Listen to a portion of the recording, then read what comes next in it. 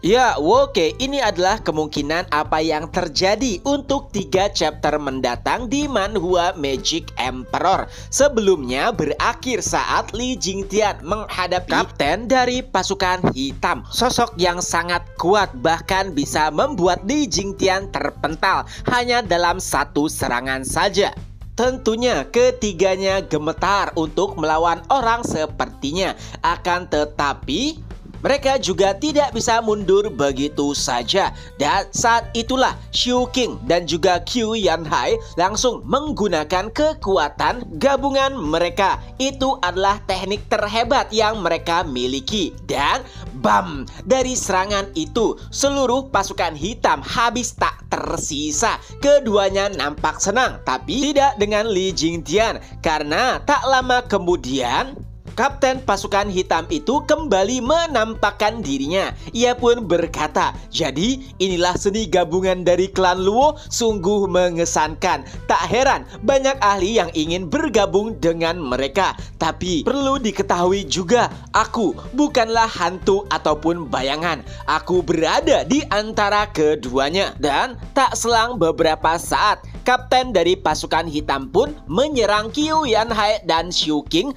menggunakan rantai besi yang sama digunakan untuk menyerang Li Jingtian, dan bam! Baik itu Qiu Yanhai dan juga Xiu Qing pun terpental tanpa bisa menahan serangan tersebut. Adapun Li Jingtian melihat rekannya kesulitan, ia pun kembali mengaum dan berkata, "Right style, gerakan pertama." Sebuah serangan dengan bayangan naga melesat ke arah kapten dari pasukan hitam. Tapi sayangnya lagi-lagi rantai yang digunakan oleh kapten pasukan hitam bisa menghancurkan serangan Li Jingtian, dan bam! Ia pun kembali terpental. Kali ini lukanya lebih parah dari sebelumnya. Baik Li Jingtian dan juga kedua pasangan nampaknya mulai menyerah.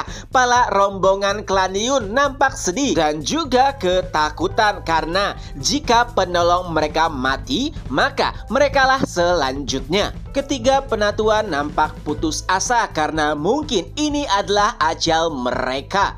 Ketiganya bahkan nampak sangat dekat tepat sebelum kematian mereka. Dan saat itulah kapten pasukan hitam berkata, "Penatua Li Jingtian, karena kau ikut campur, biarkan aku mengirimmu terlebih dahulu ke neraka." Saat rantai tersebut mengarah ke arah Li Jingtian, tiba-tiba suara familiar pun terdengar. Apakah ini bromance di antara keluarga Luo? Sungguh sangat menjijikkan. Rantai yang seharusnya menyerang penatua Li kini dibelokkan oleh sosok tersebut. Tidak hanya itu, bahkan kapten pasukan hitam sampai terpental karena tidak bisa menahan rantainya sendiri yang sebelumnya dikembalikan oleh sosok misterius. Saat kehadirannya terungkap, semua orang pun berteriak, termasuk para pasukan hitam. Pelayan Luo, Zhuo Fan, naga yang melonjak. Mereka sudah sering mendengar nama Zhuo Fan, tapi ini pertama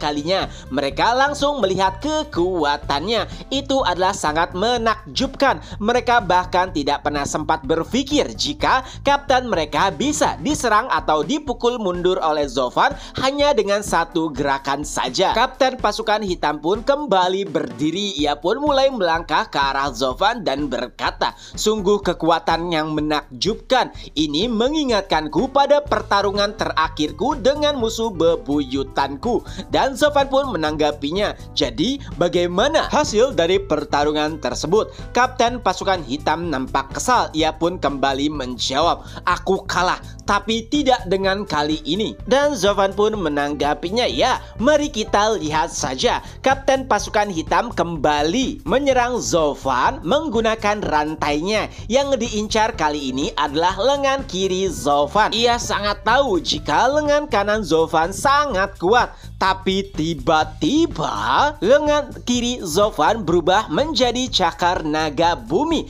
Itu bahkan membuat kapten pasukan hitam terkejut. Dan lagi-lagi serangan rantainya dibelokkan dan kembali menyerang kapten pasukan hitam. Sebelumnya, penatua Li Jingtian berkata kepada Zovan, "Pelayan Zuo, hati-hatilah, dia bukanlah monster biasa, hanya serangan jiwa yang bisa mengalahkannya." Lalu setelah memperhatikan kapten pasukan hitam tersebut, Zovan pun mengetahui triknya dan ia berkata kepada penatua Li Jingtian, "Ya, kau beristirahatlah. Sekarang biarkan aku yang menghadapinya." Saat kapten pasukan hitam terdorong dengan rantainya sendiri, Zovan kembali menyerangnya. Ia pun menggunakan Right Style gerakan ketiga. Bayangan naga mulai melesat ke arah kapten pasukan hitam. Penampilannya hampir sama dengan serangan yang digunakan oleh Li Jingtian. Hanya saja Zovan menggabungkannya dengan petir ungu milik Heavenly Emperor, yang artinya baik itu tubuh nyata ataupun tubuh ilusi tidak akan ada yang pernah menghentikannya. Dan benar saja, saat serangan tersebut menghantam kapten pasukan hitam, tidak ada yang tersisa darinya. Melihat adegan tersebut, para pasukan hitam pun berteriak, "Kapten!" Ini adalah pertama kalinya mereka melihat kapten mereka sangat kesulitan melawan seseorang. Ya, walaupun tak lama kemudian tubuhnya kembali, akan tetapi ia nampak sangat kelelahan. Zovan pun kembali berkata, "Apakah kau sudah lihat bagaimana perbedaanku denganmu?"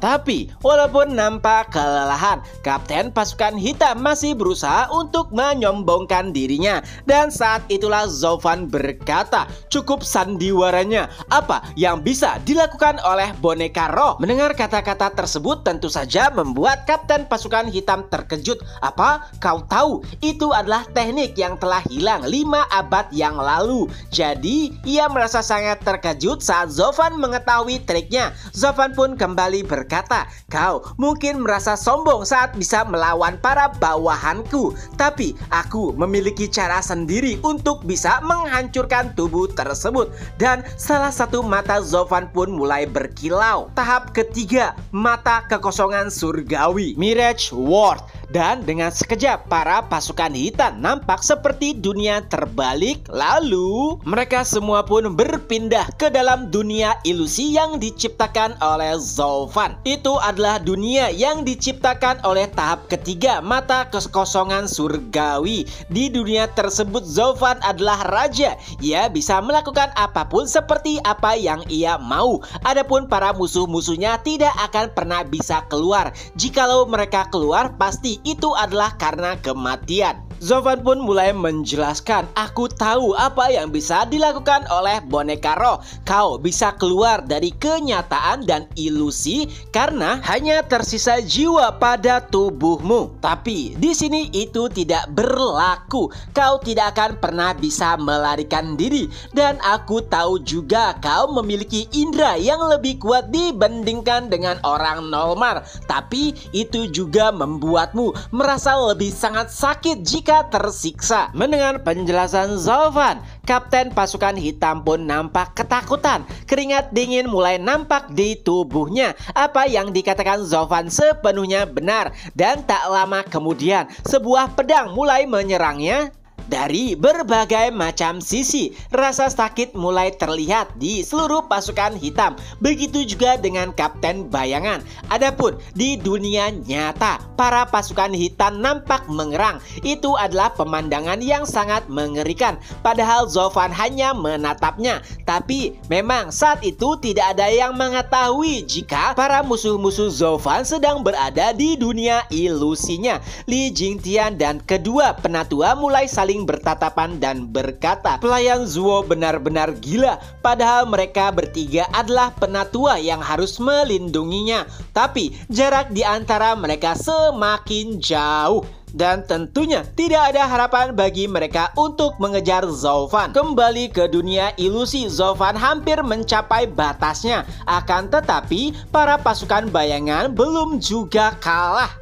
Ya, walaupun Zovan bisa menciptakan dunia ilusi, akan tetapi jiwa dan kultivasinya tidak bisa menahan teknik tersebut terlalu lama. Tapi untungnya satu persatu jiwa dari pasukan hitam mulai tumbang, dan di dunia nyata terlihat jiwa keluar dari salah satu boneka tersebut. Hal tersebut terus saja terjadi. Hampir seluruh pasukan hitam telah tumbang. Kini yang tersisa hanyalah kaptennya saja. Zovan hampir mencapai batasnya, tapi ia masih berusaha untuk menjatuhkan kapten pasukan hitam. Tapi tiba-tiba di dunia nyata ada serangan kecil yang berusaha menghantam Zovan. Tentunya itu bukanlah masalah besar bagi Zovan, akan tetapi itu juga menciptakan celah di dunia ilusinya dan membuat kapten pasukan hitam kembali ke tubuhnya di dunia nyata. Lalu karena merasakan jarak yang sangat besar dengan Zovan, kapten hitam pun memilih untuk mundur. Terlalu banyak kekuatan mengerikan yang tidak bisa dibandingkan dengan kemampuan miliknya. Tapi sebelum itu ia pun menculik salah satu anggota dari klan Yun. Zovan berkata, "Lepaskan dia, klan Yun berada di bawah perlindungan keluarga Luo. Jika tidak, kau akan menjadi musuh seumur hidup klan Luo." Tapi kapten pasukan hitam tidak mempedulikan ancaman Zovan. Ia pun berkata, "Apakah kau pikir aku bodoh? Jika aku melepaskannya, kau pasti akan membunuhku." Dan tak lama kemudian kapten pasukan hitam pun menghilang dengan salah satu anggota dari klan Yun. Setelah kejadian tersebut, Zovan pun mulai memandang langit. Lalu penatua Li Jingtian menghampirinya dan berkata, "Pelayan Zuo, itu bukan salahmu. Lagi pula yang ia culik hanyalah satu orang saja." Nah, di sini penatua Li Jingtian mengira jika Zovan merasa bersalah karena kehilangan satu orang dari anggota klan Yun. Tapi Zovan menanggapinya, bocah itu masih berumur 19 tahun dan belum mengaktifkan kekuatan darahnya. Dan untuk apa aku merasa bersalah? Yang terpenting dengan ini, klan Yun akan berhutang jasa dan berterima kasih kepada klan Luo. Mendengar penjelasan Zovan, penatua Li nampak malu dan terkejut karena seperti biasa pelayan Zuo selalu memandang ke depan. Dengan itu, chapter pun berakhir. Nah, itulah kemungkinan apa yang terjadi untuk 3 chapter Manhwa Magic Emperor. Semoga terhibur. Ketemu lagi di next video. Bye-bye.